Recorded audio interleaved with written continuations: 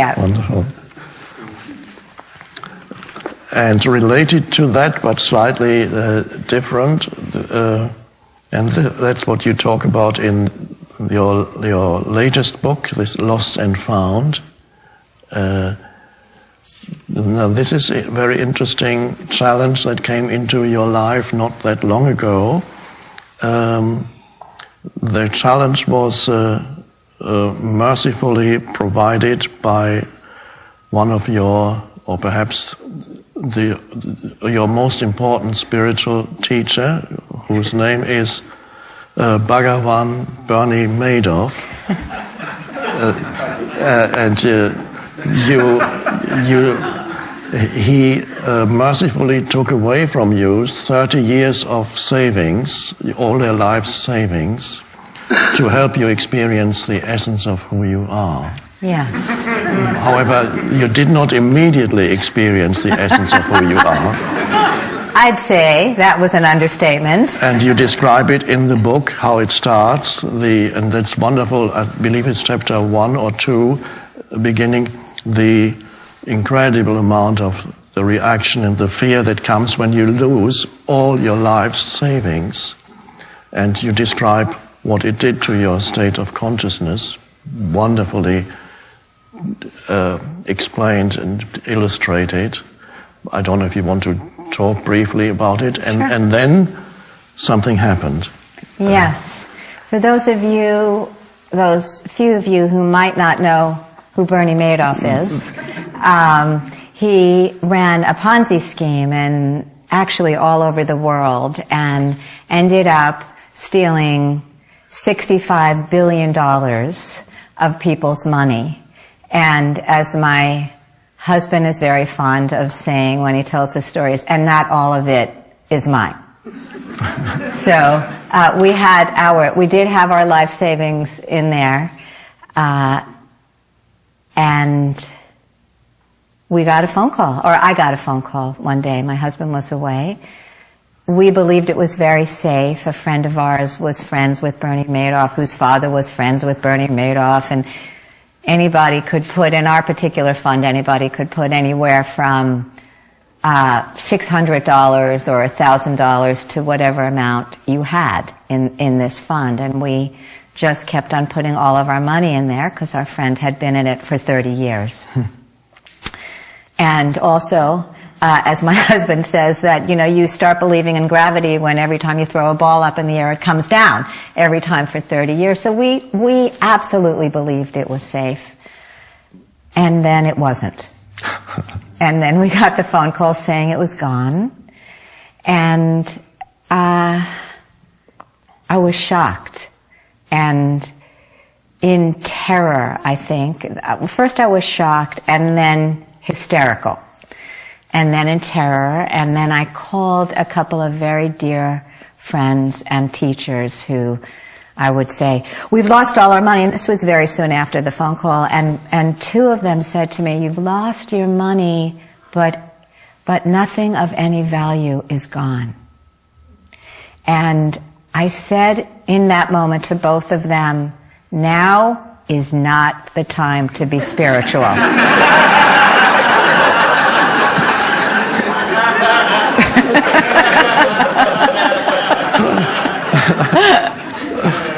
I was convinced, like, don't give me that. We've lost our money. What are we going to do? We're going to be homeless. We're going to be out on the street. And what are we going to eat? And it was such a panic. And, anyway, I really can, just talking about it, bring back that moment of shock and panic. And so, I had to make it a practice very soon after that. Well, actually, before I called my husband on the phone, I managed to find him. He was in Antarctica. And I called him on the phone, and it was very expensive, these satellite phone calls. But nonetheless, I felt like I needed to tell him we were now penniless. I finally found the right numbers to call him. He got on the phone, and he said, who died? And I said, nobody, but we have lost all of our money. And he was quiet and I was quiet, and then he said it's going to be okay, and then we both cried. And then one of us had the presence of mind to say, we have to get off the phone. We are no longer the kind of people who can talk on $10 a minute satellite phones. So we got off, and I started very soon realizing that it was going to be unbearable to live inside my mind. I could not, absolutely could not live inside the mind that was telling me, what did you do? I can't believe you did that. What's the matter with you? How come you didn't diversify? Even a 4-year-old knows to diversify. And I started blaming, of course, everybody. And then myself, and the ranting and the raving was so intense that I understood pretty immediately, within a day, that unless I brought myself back to what I had, not what I had lost, to what I could find instead of the money that I couldn't, what was already here, which is that animating aliveness, or that indwelling aliveness that I've heard you speak of. Unless I could bring myself back moment to moment to moment, every single time my mind wandered, then I was going to be lost. I was going to be living in abject terror. And so I did. It was a practice of vigilance. And every time I didn't, the panic or hysteria would remind me. And sometimes with the mind, it's hard to track it. I wouldn't even know that I was in that place until I started feeling very worked up. Mm-hmm. And what was I going to do, and where was I going to go, and where were we going to live, and I did sort of arrange to live in a friend's house, and I had another friend say, I'll raise you as my own. You can live in my house as long as you limit your amount of sweaters to, just a couple. And I had people offering a lot, but the thing that was the biggest blessing, and I really consider it to be a blessing, was that it taught me to bring myself back no matter what, in every moment. And I saw really that although that was a dramatic outpicturing, I call it, of what the mind does in a catastrophe, that in fact that's what the mind does all the time. Mm-hmm. That was just an exacerbated, huger than life version of the little wanderings that happen every single day. Yes. And so within a day or two, I was so happy, so very, very happy. And my mother called me, and she said, how are you doing? And I said, and I wrote about this, I said, I'm doing great. I'm doing great. It was probably about 48 hours since we had discovered we'd lost our money. And she said, with a very tight and concerned voice, sweetheart? And I said, yes. And she said, I want to ask you a question. And I said, what is it? And she said, I won't blame you. I won't judge you. And it will really be okay, but I need to ask you. And I said, what, Mom? And she said, are you on drugs? And I said, no, but I understood that kind of joy, uncaused joy in just simply what is almost impossible to understand from a conventional perspective. Yes. Of your life depends on what you have. And if you've lost your security, or if you've lost something big, then you're lost, mm-hmm. basically. And that's the reason why you told me when we talked, I think a few days ago, your publisher said you can't say that you felt this intense joy because nobody's going to believe that. That's right. Just say you were fairly happy or something. Yes, yes. So that's right, that's right. If you read Lost and Found, you'll see I say verging on being happy. But she felt that it was unrelatable to say that I was, it wasn't even happy, it was joyful. Almost ecstatic, because I saw what I had been missing. I saw the very subtle ways that I would focus on what was wrong, the very subtle mind traps that I'd been getting in after all these years. Yes. Of bringing myself back to stillness or to practicing, to meditating. I was still there. Yes.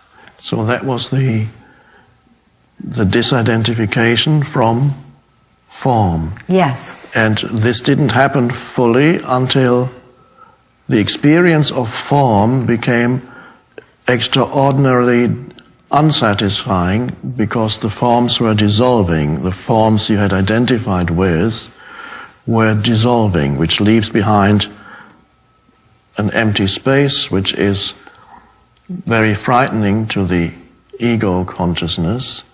And so if that had not happened, that big break that would not have happened to you, the real disidentification from form, as long as forms can still pretend yes. to be able to give you a feeling of security to some extent, then you don't disidentify until it becomes really drastic. Yes. The dissatisfaction becomes drastic, and you see how unstable forms actually are, external forms that looked so stable. Yes.